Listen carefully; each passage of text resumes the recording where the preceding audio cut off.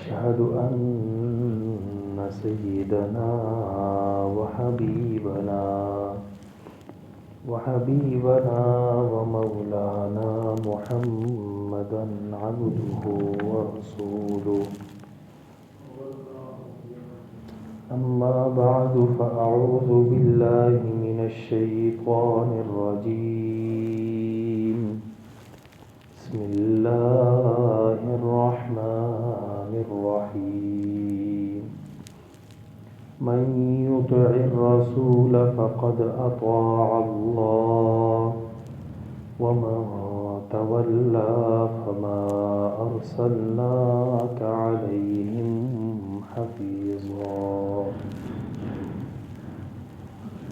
وقال رسول الله صلى الله عليه وسلم: لا يؤمن أحدكم حتى أكون أحب إليه من والده وولده والناس أجمعين، أو كما قال صلى الله عليه وسلم.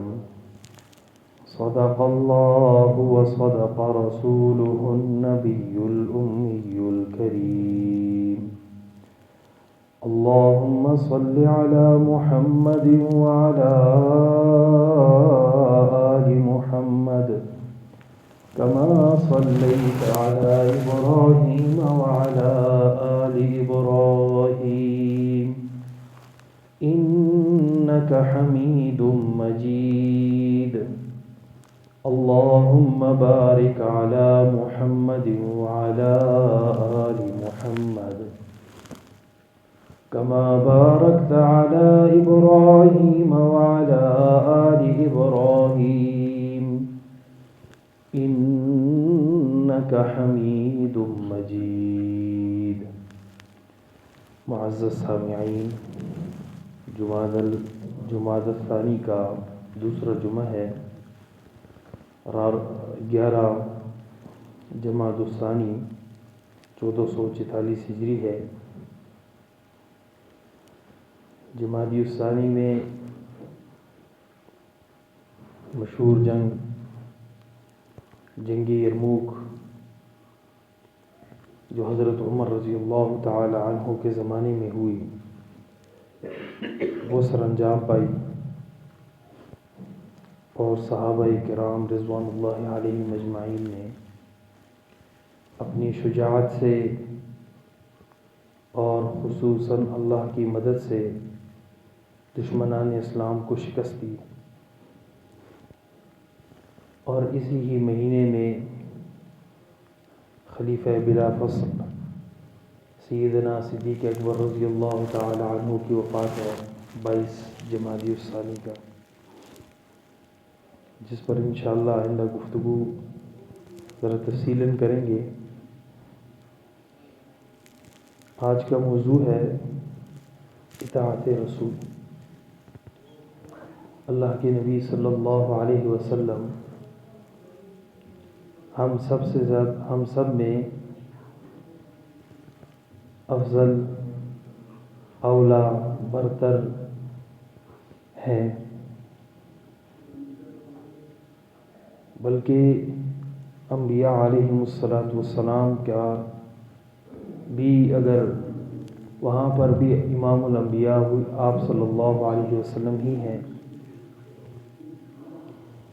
امت کے نبی ہونے کی حیثیت سے اللہ کے نبی صلی اللہ علیہ وسلم نے ہماری ہدایت کے لیے، دین اسلام پر چلنے کے لیے بہت ہی زیادہ مشقتیں سہی ہیں۔ آپ صلی اللہ علیہ وسلم کا کفار مکہ کے درمیان ایک کو دعوت دینا، اور دعوت دینے کے باوجود بھی کفار مکہ آپ سے بائیکاٹ کر لیں، اور بائیکاٹ بھی اس حد تک کہ 3 سال اللہ کے نبی صلی اللہ علیہ وسلم اور ایمان والوں سے مکہ والوں نے گفتگو بھی نہیں کی۔ 3 سال تجارت منع تھا. 3 سال تک آپ صلی اللہ علیہ وسلم سے کوئی لین دین کرنے والے پر پابندی لگ جاتی, گھر میں اسے باندھ لیتے, اور بنو ہاشم والوں سے اور جو آپ صلی اللہ علیہ وسلم کے صحابہ تھے اس وقت مکمل طور پر بائیکاٹ کیا گیا. اور اس حد تک اللہ کے نبی صلی اللہ علیہ وسلم کے ذات المراسل اور گھاٹی میں داخل ہونا اور 3 سال تک ان مشقتوں کے ساتھ رہنا بہت ہی زیادہ مشکل ہے. آج اگر ہمارے راستے میں, ہمارے گھر کے راستے میں کوئی شخص جو ہے اجنبی ہونے کی حیثیت سے ہی کھڑا ہو جائے, ہم اس کو برداشت نہیں کرتے, چاہے جائے کہ وہ اس حیثیت سے جو ہے ہمارا راستہ بند کر دے کہ آپ نے نہ تو ادھر خرید و فروخت کرنی ہے, نہ تو آپ خود تجارت کر سکتے ہیں, نہ جو ہے آپ کے ساتھ لین دین کرنے والوں کو راحت ہے, بلکہ سختی پر سختی. اللہ کے نبی صلی اللہ علیہ وسلم نے جب 3 سال کاٹے, آخر میں اور زیادہ مشقت کی, اور مشقت کرنے کے باوجود بھی اللہ کے نبی صلی اللہ علیہ وسلم سے جبریل امین علیہ السلام پوچھتے ہیں کہ کیا ان لوگوں پر عذاب نہ آ جائے؟ تو فرمایا انی بعثت رحمتاً, میں ان کے لیے رحمت بنا کر بھیجا گیا ہوں, لا عذاب لہم, نہ کہ ان کے لیے عذاب بنا کر. یعنی اتنی محبت. اور یہ آپ صلی اللہ علیہ وسلم کی امت کے ساتھ محبت تھی, لیکن امت آپ صلی اللہ علیہ وسلم سے محبت کر رہی ہے. اللہ فرماتے ہیں من یطع الرسول فقد اطاع اللہ, جو اللہ کے رسول کی اتباع کرتا ہے, اطاعت کرتا ہے, یقیناً اس نے اللہ کی اطاعت کی. تو اللہ کے نبی صلی اللہ علیہ وسلم سے محبت ہمارے ایمان کا حصہ ہے. اور صحابہ کرام رضوان اللہ علیہم اجمعین سچے ہونے کی حیثیت سے اللہ کے نبی نے ان سے پوچھا کہ حضرت عمر بتاؤ نا, مجھ سے کتنی محبت کرتے ہو؟ فرمایا کہ ہر چیز سے اللہ کے نبی صلی اللہ علیہ وسلم, ماں باپ سے, ہر چیز سے جو ہے وہ آپ سے زیادہ میں محبت کرتا ہوں. فرمایا کہ کیا اپنی جان سے بھی زیادہ؟ فرمایا جان سے زیادہ نہیں. تو فرمایا لا یؤمن احدکم, اس وقت تک تو کوئی کامل مومن ہو ہی نہیں سکتا جب تک جو ہے وہ یعنی مجھ سے سب سے زیادہ محبت نہ کر لے. تو فرمایا اب سے میں اپنی جان سے بھی زیادہ آپ سے محبت کروں گا. تو یہ صحابہ کرام رضوان اللہ علیہم کی سچائی ہے. ایک تو اس حدیث سے ہمیں بہت بڑا یہ سبق ملتا ہے کہ کسی سامنے والے کی خوشنودگی اپنی منشا کے بغیر نہیں, یعنی اپنی اللہ کے نبی صلی اللہ علیہ وسلم کے سامنے ابوبکر حضرت عمر رضی اللہ عنہ کہہ بھی سکتے تھے کہ ہاں محبت ہے آپ سے, جان سے بھی ہے, جس طرح آج ہمارے دعوے ہیں, لیکن ان دعووں سے کہیں زیادہ حضرت عمر رضی اللہ تعالی عنہ اللہ کے نبی صلی اللہ علیہ وسلم سے کہہ رہے ہیں کہ نہیں اتنی نہیں ہے. لیکن اللہ کے نبی صلی اللہ علیہ وسلم نے جب حکم دیا تو فرمایا اپنی جان سے بھی زیادہ جو ہے وہ محبت ہے. اور یہی مقداد بن اسود رضی اللہ تعالی عنہ جب بدر کے میدان کی طرف اللہ کے نبی جا رہے تھے, اللہ کے نبی صلی اللہ علیہ وسلم نے صحابہ کو وہاں موقع دیا. بخاری شریف میں مختلف صحابہ کرام کا کھڑا ہونا آتا ہے اور انہوں نے تقریریں کی, جن میں حضرت ابوبکر رضی اللہ عنہ, حضرت عمر رضی اللہ عنہ, حضرت عبادہ رضی اللہ تعالی عنہ, حضرت سعد رضی اللہ عنہ, حضرت مقداد بن اسود رضی اللہ تعالی عنہ کی تقریریں ہیں. اور بڑی جوشیلہ انداز سے انہوں نے امت کو اور اپنے جو ہے ماننے والوں کو بڑی جو ہے تقریر کی اور کہا کہ ہم نے جو ہے جہاد کے لیے جانا ہے. حضرت مقداد بن اسود کی جو تقریر تھی, حضرت عمر رضی اللہ عنہ کہنے لگے کاش یہ تقریر میں کر لیتا. کیا الفاظ تھے کہ فرمایا اللہ کے نبی صلی اللہ علیہ وسلم ہم بنی اسرائیل کی طرح نہیں ہوں گے کہ بنی اسرائیل اپنے پیغمبر کو یہ کہیں اذهب انت وربک فقاتلا، آپ اور آپ کا رب جو ہے جائے اور ان سے جہاد کریں، ہم ادھر ہی بیٹھے ہوئے ہیں۔ بلکہ ہم جو ہے ہم آپ کے دائیں سے بائیں سے آگے پیچھے ہر جانب سے جو ہے آپ کی حفاظت بھی کریں گے اور دشمنان اسلام سے جو ہے وہ لڑیں گے بھی۔ یہ جذبہ، یہ ایمانیت، یہ تب ہی ممکن ہے جب انسان ظاہر اور باطن سے جو ہے وہ سچا ہو۔ آج ہمارے ظاہر ہمارے باطن کے بالکل برخلاف ہیں۔ ہم خود سمجھتے ہیں کہ میری ظاہر میں کتنی چیزیں ہیں، باطن میں کتنی چیزیں ہیں۔ اگر ظاہر باطن کے اس حیثیت سے جو ہے وہ مقابلے میں ہے، خلاف ہے کہ جس سے انسان کی اپنی حدود، انسان اپنے آپ کو فائدہ مند سمجھنا، جس کا دوسرے کو کوئی ضرر نہیں ہے، اس حد تک تو ٹھیک ہے۔ اس طرح حدیث میں بھی ہے کہ اگر کوئی شخص سے کوئی گناہ ہو جائے تو یہ نہیں ہے کہ اس کے اظہار کرتا پھرے، بلکہ جو ہے وَلَمْ يُصِرُّوا عَلَى مَا فَعَلُوا وَهُمْ يَعْلَمُونَ، علم کے باوجود اس پر اصرار نہ کریں اور اس گناہ کو جو ہے چھپائے۔ اور ساتھ والے ساتھی کو بھی حکم ہے کہ کسی ساتھی کا اگر کوئی گناہ دیکھ بھی لے تو اس پر پردہ ڈالے، اللہ اس کے گناہوں پر پردہ ڈالیں گے قیامت کے دن۔ اتنے سخت یعنی کلمات ہیں، لیکن اتنے الفاظ ہونے کے باوجود ساتھی کے متعلق یہی حکم ہے کہ اس کے گناہ کو بھی جو ہے پردہ ڈالا جائے اس پہ۔ تو اللہ کے نبی صلی اللہ علیہ وسلم کے ساتھ جو محبت ہے وہ ہم زبان سے کہیں زیادہ ہمیں آج ضرورت ہے اپنے کردار کے ساتھ، کہ ہم کردار سے ثابت کریں ہم اللہ کے نبی صلی اللہ علیہ وسلم کے محب ہیں۔ ہم کردار سے آپ صلی اللہ علیہ وسلم کے گفتار ثابت کریں، آپ صلی اللہ علیہ وسلم کا اخلاق جیسے تھا اس اخلاق سے گفتگو کریں لوگوں سے، اس اخلاق سے گھر میں پیش آئیں۔ اللہ کے نبی صلی اللہ علیہ وسلم گھر میں کیسے تھے، وہ سیرت آپ صلی اللہ علیہ وسلم کی کیسی تھی۔ آپ جب اپنی ازواج مطہرات کے پاس گفتگو ان کے ساتھ جب گفتگو کرتے تھے ان کا انداز کیسا تھا، جب آپ صلی اللہ علیہ وسلم صحابہ کرام رضوان اللہ علیہم اجمعین سے گفتگو کرتے تو ان کا انداز کیسے تھا۔ وہ اخلاق، وہ صورت، وہ سیرت ہمیں اپنانے کی آج ضرورت ہے۔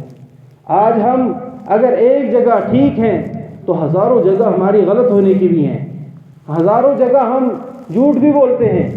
ہاں، پردہ پوشی پر جھوٹ بولنا کوئی گناہ نہیں ہے، لیکن جھوٹ ان معاملات پر جن معاملات میں کسی لحاظ سے جھوٹ کی گنجائش بنتی ہی نہیں ہے، وہاں ہم جھوٹ کا ارتکاب کرتے ہیں، وہاں ہم عہد شکنی کا ارتکاب کرتے ہیں۔ کسی کے ساتھ وعدہ کر دیا، اب جو ہے وقت گزرے بغیر خود ہی دل میں تہیہ کر لیا میں نے اس وعدے کو پورا نہیں کرنا۔ یہ کتنی بڑی غلط بات ہے، کتنی بڑی گناہ کی بات ہے۔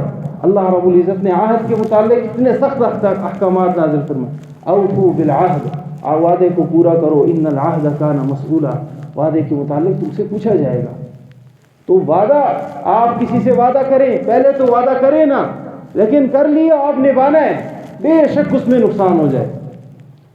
اللہ کے نبی صلی اللہ علیہ وسلم کے صحابہ اللہ کے نبی صلی اللہ علیہ وسلم سے عہد کرتے تھے، دنیاوی معاملات تو ٹھیک ہی ٹھیک تھے، دینی لحاظ پر آ کر کہتے تھے ہم آپ سے وعدہ کرتے ہیں، ہم آپ کا ہر کہنا مانیں گے، ہم آپ کی ہر بات کی اطاعت کریں گے، اپنی جانوں سے گزر جائیں گے لیکن آپ کی باتوں کے برخلاف نہیں کریں گے۔ یہ صحابہ کرام رضوان اللہ علیہم اجمعین کا آپ صلی اللہ علیہ وسلم سے محبت تھی۔ آج ہم اس محفل میں اس لیے نہیں کہ صرف ایک رسم پوری کرنے، بلکہ اس لیے کہ ہم اس عزم سے آج اٹھیں کہ ہم آئندہ کوئی بھی وعدہ کریں گے اس وعدے کی برخلاف نہیں کریں گے، ہم وعدہ نبھانے والے ہوں گے، عہد شکنی والے نہیں ہوں گے۔ اللہ فرماتے ہیں الذین ینقضون عہد اللہ، وہ لوگ جو اللہ کے عہد کو توڑتے ہیں، من بعد میثاقہ، وعدہ کرنے کے بعد، ویقطعون ما امر اللہ، اور کاٹتے ہیں ان حکموں کو، جن حکموں کے، جن رشتہ داریوں کا اللہ نے جوڑنے کا حکم دیا ان حکموں کو کاٹ دیتے ہیں۔ فرمایا یفسدون فی الارض، یہی لوگ فسادی ہیں، زمین میں فساد کرنے والے ہیں۔ اولئک هم الخاسرون، نقصان تو انہی لوگوں کا ہے۔